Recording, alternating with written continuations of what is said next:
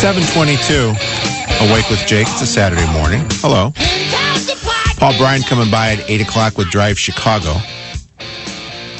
I was watching last night, just for a short period of time, the Mecum Auto Auction that's going on this weekend in Kansas City.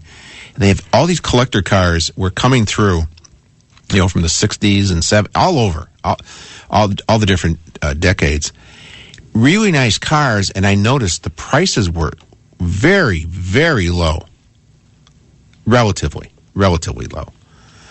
There was a 39 Mercury. It looked like it could be a limo today, and that's what they even said. If you were a movie star, you'd get something like that. Like went for $17,000, and then they had this 1923. It was a T-body. I forget what it was. It looked like a Model T, but it didn't have a top on it, and it didn't have a hood on it. It had a very simple engine. And I'm looking at that and thinking, God, those are the days when cars were very simple. And then they had a Pontiac Catalina from the 60s that listed, they had the window sticker, it was $3,800 when it was brand new back in the 60s. And I was thinking of that, and I'm thinking, God, cars nowadays are so complicated, and that's good at times, because you have the computers in them, and, they, do a lot of stuff to make the cars more efficient. But then sometimes technology comes and gets you, as it's going to do soon with new cars. They announced yesterday at the White House that they're going to make the black box mandatory on every new vehicle sold, I think starting next year or the year after. And what it's going to do, if you're in an accident, it will be able to tell whoever is investigating how fast you were going, if you had your seatbelt on, and if you hit the brakes. And I'm thinking, and here's where we're going next with it. If it keeps track of all that stuff, what is to stop the government from when you go to get your emissions test, for them to, change it up a bit, look at your black box, and see how many times that previous year you didn't wear your seatbelt. And then say, okay,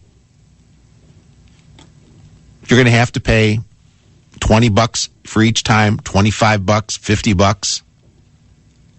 Think about that. And you're saying, well, gee, Jake, they'll never do that. There's no way they would. Why wouldn't they? You voted on it. You passed it. It was a mandate. The state of Washington, reading a story this morning, they're upset they're not getting enough money from the roadways to fix the roads from gas tax. And I know you've heard this rumor before, and it's always, no, this is never going to happen. Well, they are seriously thinking, because a lot of people are driving hybrids, electric cars. Who are those 4 people with the electric cars?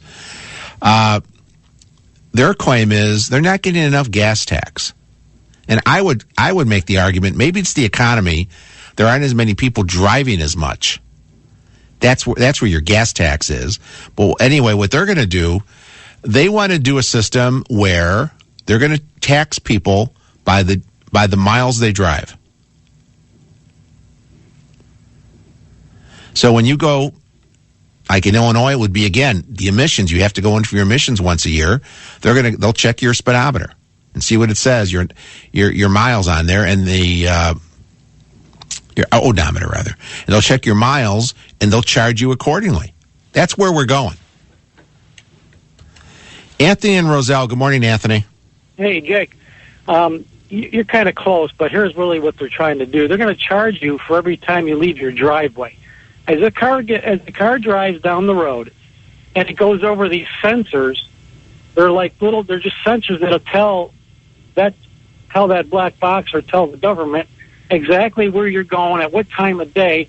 You'll be charged higher to leave your driveway during rush hour, okay? And it's going to be a way that they can get toll money out of you constantly as you're driving. Another way to tax you.